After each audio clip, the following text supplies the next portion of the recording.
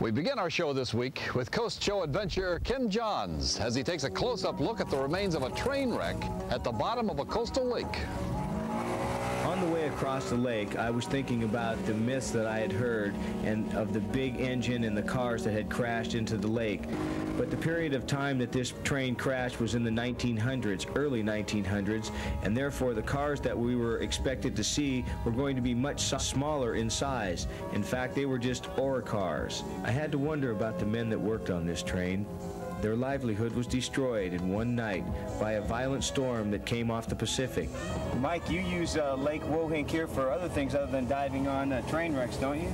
Yeah, we do. We bring our instructional classes over here. A couple good spots on the lake that are real easy access, very protected, make a really good spot for our checkouts.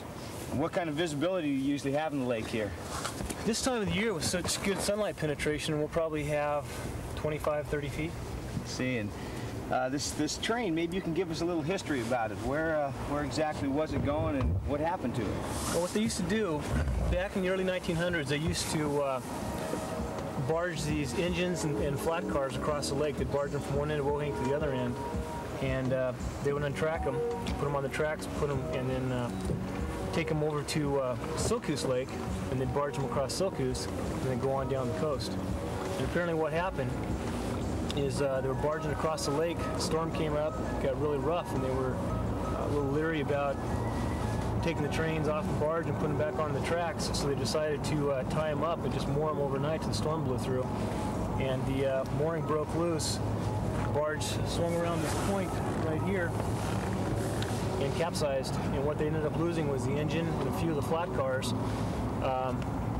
The railroad came in a few years later and salvaged part of the wreck, but what they've left down there are some of the debris. As you can see, as soon as we descended to about 20 feet, the visibility was still pretty clear. Here are some sections of the box cars. You can see the flat beds of the ore cars as they lay on the side of the cliff going into the lake. It doesn't take long to stir up the bottom so you can't see real clearly. I wanted to get a first-hand look at the wheels of the ore cars. That will usually tell the size of the cars. In this case, they were pretty small. In addition to the ore cars that were on the bottom, there were various snags and logs in this area that had all been waterlogged and now rest at the bottom of the lake. These ore cars are making habitat for many forms of life here in the lake.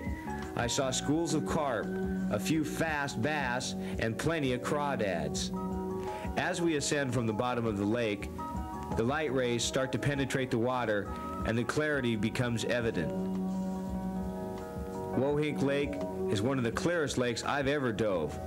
As soon as you reach 10 feet, 12 feet, 20 feet, you start feeling pressure. And when you feel the pressure, it feels like the world's closing in around you.